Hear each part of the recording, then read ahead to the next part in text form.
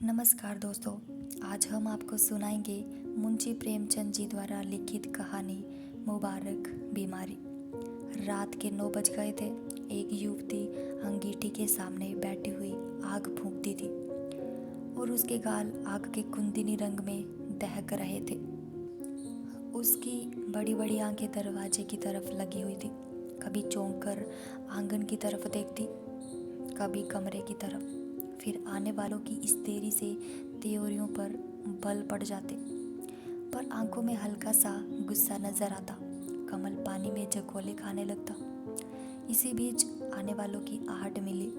कहर बाहर बड़ा खर्राटे ले रहा था। बूढ़े लाला हरनाम दास ने आते ही उसे एक ठोकर लगाकर कहा, कमबख्त, अभी शाम हुई है और अभी से लंबी तान दी। नौजवान लाला हरिदास घर में दाखिल हुए, चेहरा बुझा हुआ, चिंतित। देवकी ने आकर उनका हाथ पकड़ा और गुस्से व प्यार की मिली ही हुई आवाज में बोली, आज इतनी देर क्यों हुई? दोनों नए खिले हुए फूल थे। एक पर ओस की ताजगी थी, दूसरा धूप से मुरझाया हुआ था। हरिदास, हाँ, आज देर हो गई। तुम जहाँ क्यों बैठी रही? देवकी, क्या करती? आग बुझी जाती थी, खाना न ठंडा हो जाता। हरिदास, तुम जरा से काम के लिए इतनी आग के सामने ना बैठा करो, बाज आया गर्म आने से। देवकी, अच्छा, कपड़े तो उतारो, आज इतनी देर क्यों की? हरिदास, क्या बताऊं, पिताजी ने ऐसा नाक में दम कर दिया है कि कुछ कहते नहीं बनता। इस रोज रोज की झंझट से तो यही अच्छा है कि मैं कहीं और नौकरी कर लूं। लाला हरनाम दास एक आटे की चक्की के मालिक थे। उनकी जवानी के दिनों में आसपास दूसरी चक्की ना थी। उन्होंने खूब धन कमाया, मगर अब वह हालत न थी।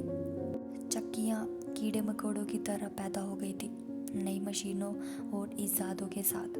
उसके काम करने वाले भी जोशीले नौजवान थे, मुस्तैदी से काम करते थे। इसीलिए हरनाम दास का कारखाना रोज गिरता जाता था।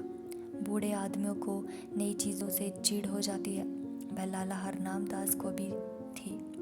वह अपनी पुरानी मशीन ही को चलाते थे। किसी किस्म की तरक्की या सुधार को पाप समझते थे, मगर अपनी इस मंदी पर कूड़ा करते थे। हरिदास ने उनकी मर्जी के खिलाफ कॉलेजिएट शिक्षा प्राप्त की थी और इसका इरादा था कि अपने पिता के कारखाने को नए असूलों पर चलाकर आगे बढ़ाए। लेकिन जब वह उनसे किसी परिवर्तन या सुधार का जिक्र करता तो लाला साहब जामे से बाहर हो जाते और बड़े गर्व से कहते, कॉलेज में पढ़ने से तजुर्बा नहीं आता, तुम अभी बच्चे हो। इस काम में मेरे बाल सफ़ेद हो गए हैं, तुम मुझे सलाह मत दो। जिस तरह मैं कहता हूँ काम किए जाओ। कई बार ऐसे मौके आ चुके थे कि बहुत ही छोटे मसलों में अपने पिता की मर्जी के खिलाफ काम करने के जुर्म में हरिदास को सख्त फटकारें पड़ी थी। इसी वजह से अब वह इस काम में कुछ उदासीन हो गया था और किसी दूसरे कारखाने में किस्मत आजमाना चाहता था, जहां उसे अपने विचारों को अमली सूरत देने की ज़्यादा सहूलतें हासिल हों। देवकी ने सहानुभूतिपूर्वक कहा, तुम इस फिक्र में क्यों जान खपोते हो? जैसे वह कहें वैसे ही करो। भला दूसरी जगह नौकरी कर लोगे तो वह क्या कहेंगे? और चाहे वे गुस्से के मारे कुछ ना बोले, लेकिन दुनिया तो तुम ही को बुरा कहेगी। देवकी नई शिक्षा के आभूषण से वंचित थी। उसने स्वार्थ का पाठ न पढ़ा था, मगर उसका पति अपने अल्मा मेटर का एक प्रतिष्ठित सदस्य था। उसे अपनी योग्यता पर पूरा भरोसा था, उस पर नाम कमाने का जोश। इसलिए वह बूढ़े पिता के पुराने डरों को देखकर धीरज खो बैठता था।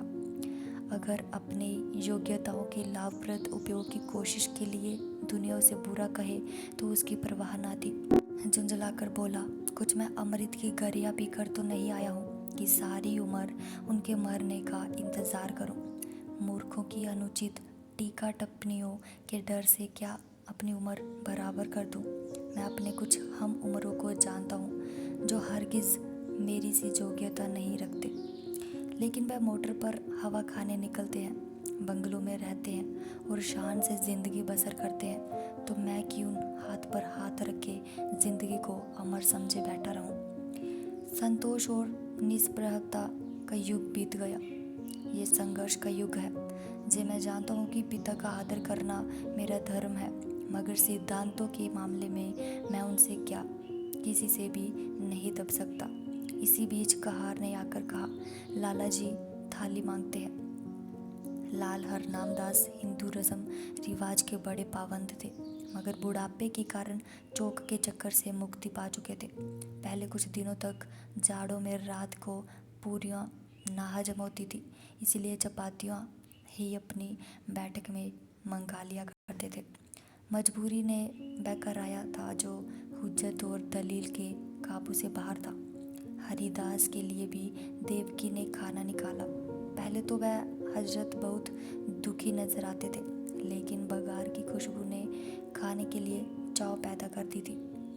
अक्सर हम अपनी आंख और नाक से हाजमे का काम लिया करते हैं।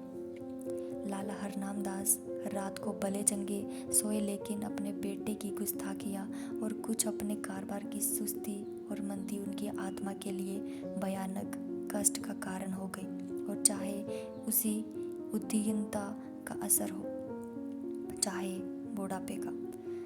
सुबह होने से पहले उन पर लकवे का हमला हो गया। जबान बंद हो गई और चेहरा ऐंठ गया। हरिदास डॉक्टर के पास दौड़ा। डॉक्टर आए, मरीज को देखा और बोले, डरने की कोई बात नहीं, सेहत होगी, मगर 3 महीने से कम न लगेंगे। चिंताओं के कारण ये हमला हुआ है, इसीलिए कोशिश करनी चाहिए कि वह आराम से सोए, परेशान ना हो, और जवान खुल जाने पर भी जहाँ तक मुमकिन हो बोलने से बचे। बेचारी देवकी बैठी रो रही थी। हरिदास ने आकर उसको सांत्वना दी और फिर डॉक्टर की जहाँ से दवा लाकर दी। थोड़ी देर में मरीज को होश आया।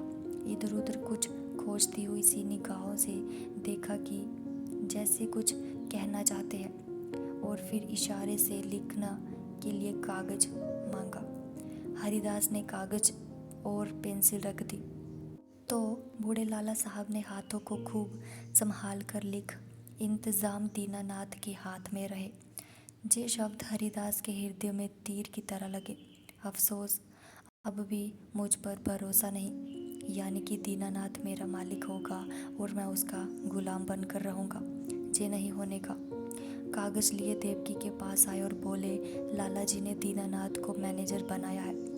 उन्हें मुझ पर इतना एतबार भी नहीं है, लेकिन मैं इस मौके को हाथ से ना दूंगा। उनकी बीमारी का अफसोस तो ज़रूर है, मगर शायद परमात्मा ने मुझे अपनी योग्यता दिखलाने का ये अवसर दिया है, और इससे मैं ज़रूर फ़ायदा उठाऊंगा।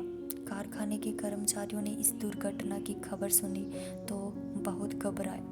उनमें कई निकम्मे बेमसरफ आदमी भरे हुए थे, जो सिर्फ खुशामद और चिकनी चुपड़ी बातों की रोटी खाते थे।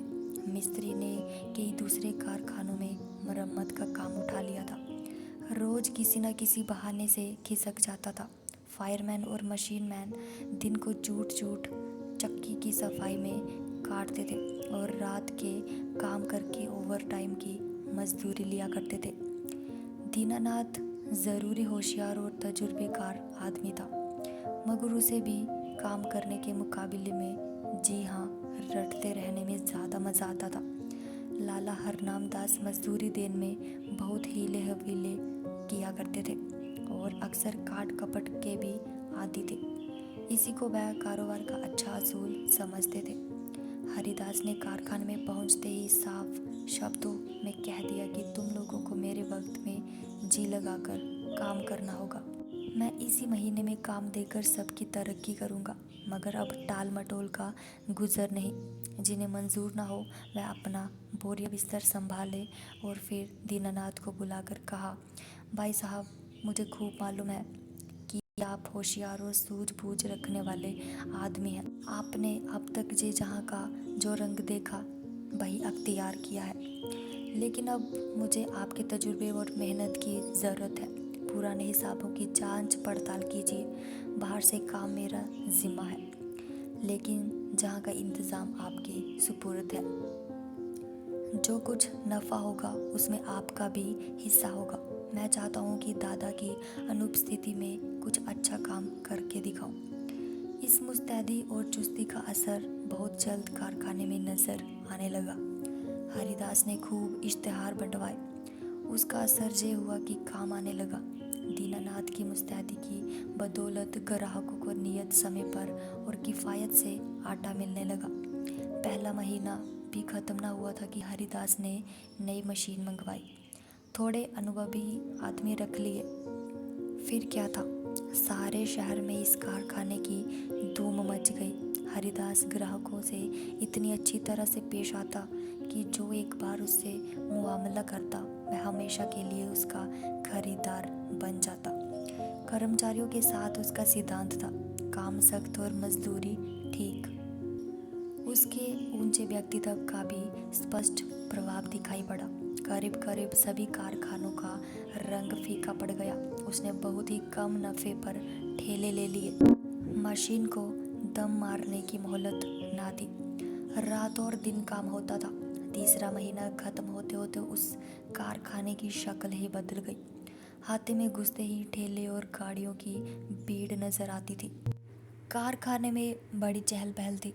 हर आदमी अपने अपने काम में लगा हुआ।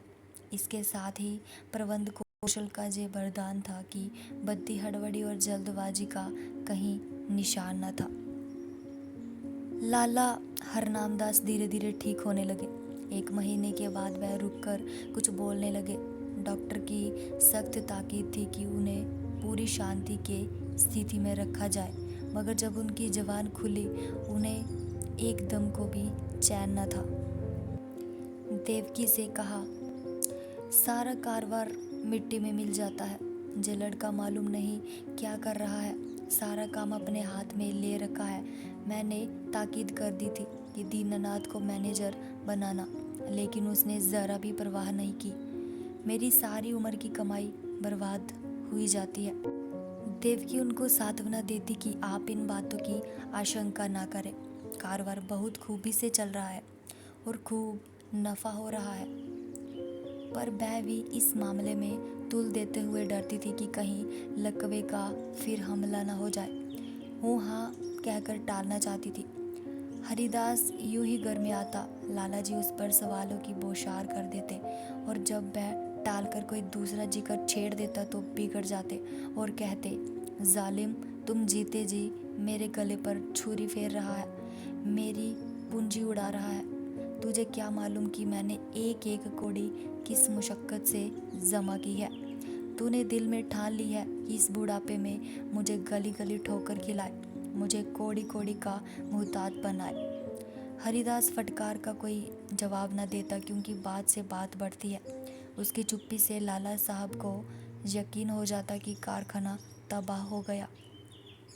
एक रोज़ देवकी ने हरिदास से कहा, अभी कितने दिन और इन बातों का लाला जी से छिपाओगे?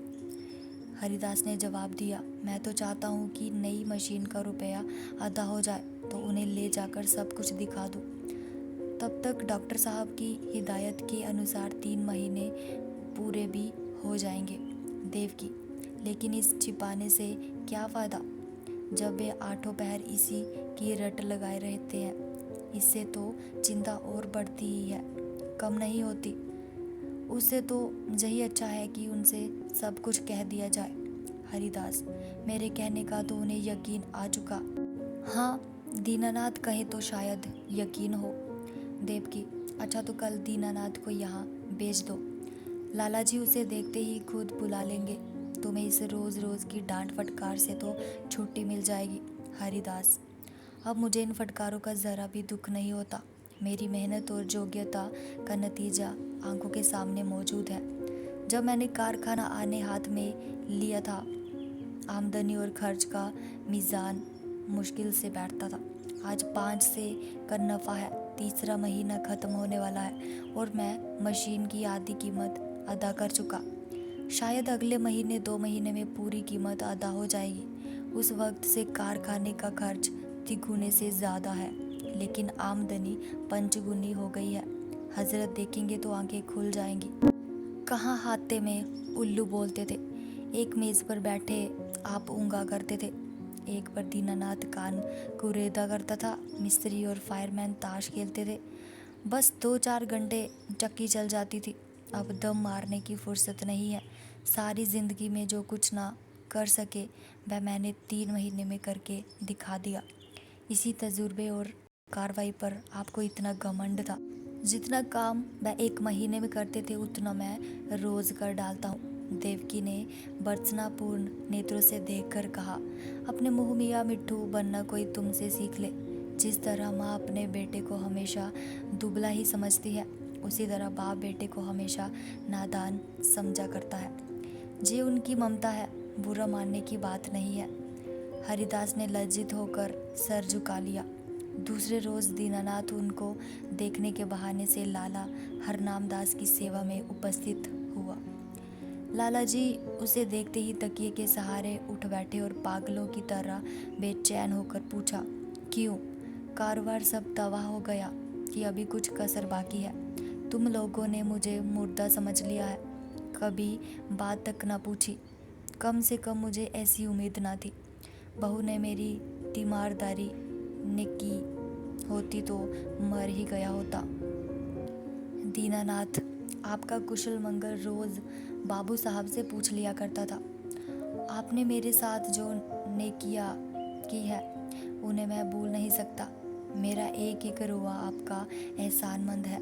मगर इस बीच काम ही कुछ एक सा था कि हाजिर होने की मोहलत ना मिली। हरनामदास, खैर कारखाने का क्या हाल है? दिवाला होने में क्या कसर बाकी है? दीनानाथ ने ताज्जुब के साथ कहा, जे आपसे किसने कह दिया कि दिवाला होने वाला है? इस अरसे में कारोबार में जो तरक्की हुई है वह आप खुद अपनी आंखों से देख लेंगे। हरनामदास व्यंग्यपूर्वक बोले, शायद तुम्हारे बाबू साहब ने तुम्हारी मनचाही तरक्की कर दी। अच्छा, अब स्वामी भक्त छोड़ो और साफ बतलाओ। मैंने ताकीद कर दी थी कि कारखाने का इंतज़ाम तुम्हारे हाथ में रहेगा, मगर शायद हरिदास ने सब कुछ अपने हाथ में रखा। दीनानाथ, जी हाँ, मगर मुझे इसका ज़रा भी दुख नहीं। वही रईस काम के लिए ठीक भी थे। जो कुछ उन्होंने कर दिखाया वह मुझसे हरगिज न हो सकता। हरनामदास, मुझे ये सुनकर हैरत होती है। बतलाओ क्या तरक्की? दीनानाथ, तफसील तो बहुत ज़्यादा होगी, मगर थोड़े में ये समझ लीजिए कि पहले हम लोग जितना काम 1 महीने में करते थे उतना अब रोज़ होता है। नई मशीन आई थी, उसकी आधी कीमत अदा हो चुकी है। वह अक्सर रात को भी चलती है। ठाकुर कंपनी का 5000 मन आटे का ठेका लिया था, वह पूरा होने वाला है। जगत राम बनवारी लाल से कम जरियत का ठेका लिया है। उन्होंने हमको 500 बोरे माहवार का बयाना दिया है।